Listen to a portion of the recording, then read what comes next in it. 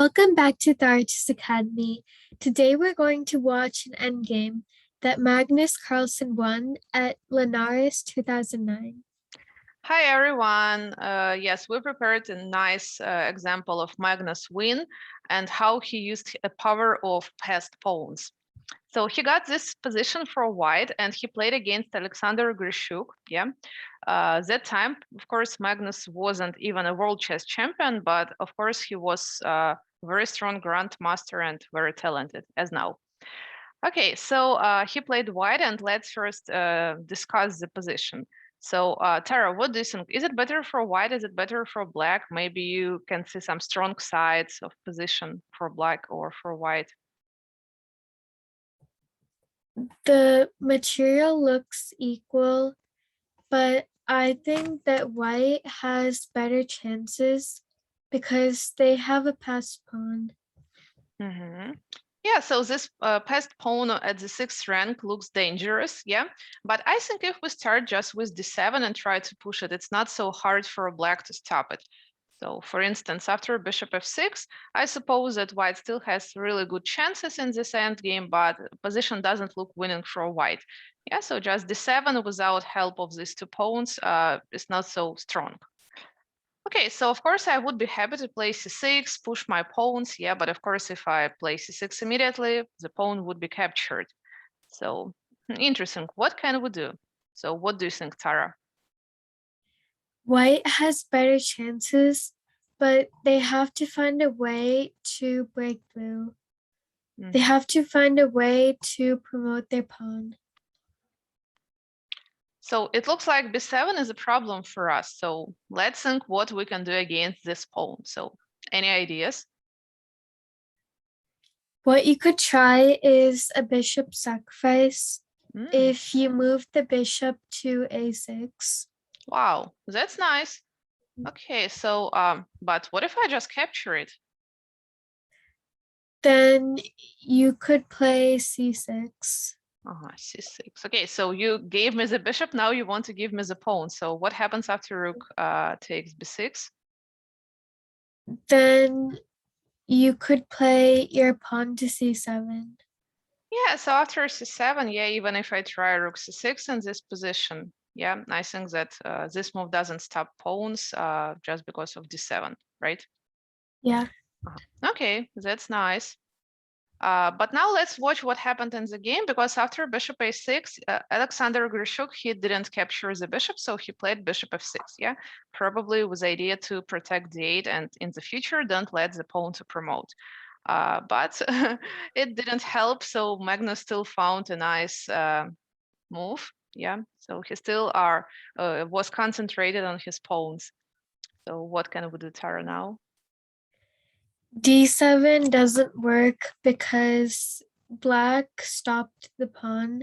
You're not able to promote it. Yeah.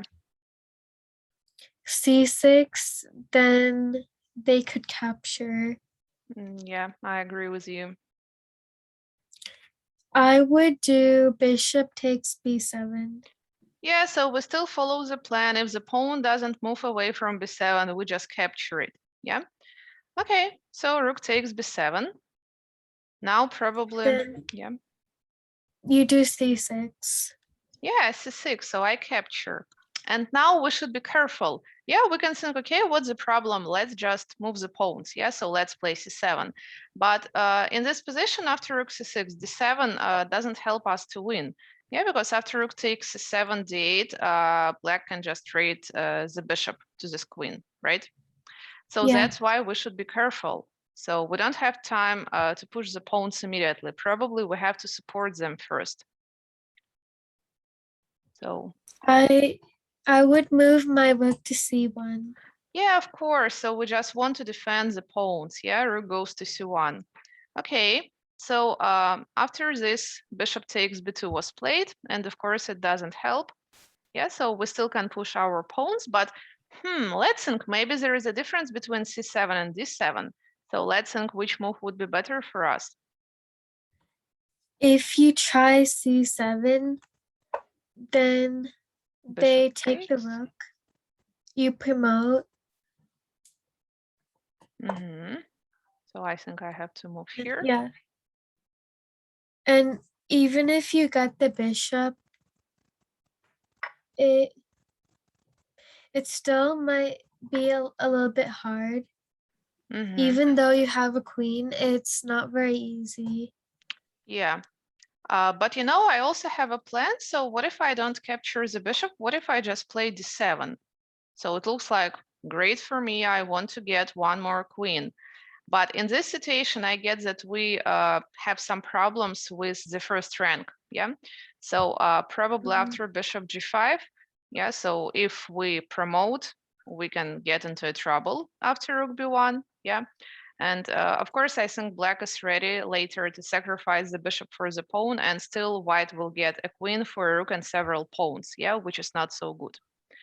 So if we go back, yeah, now you see that c7 is not the best solution. So which pawn should we move? I would do d7. Yeah, so let's see what is the difference. Yeah, now even if black captures the rook, we can get the rook back, which is good for us, of course. Yeah. So You because promote the pawn, then it's attacking the king and the rook. yeah, sure. When the king moves, then you capture the rook.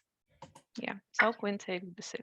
I suppose that Alexander Grishuk resigned probably after d7, yeah? But of course, now you see the difference between this endgame when black has a bishop and the endgame where black had a rook, yeah? So this position is easier to win for white. Yeah. So nice endgame. I hope you enjoyed this video, and if you did, please make sure to like, subscribe, and share this video to others. I'll see you in my next video. Bye! Bye.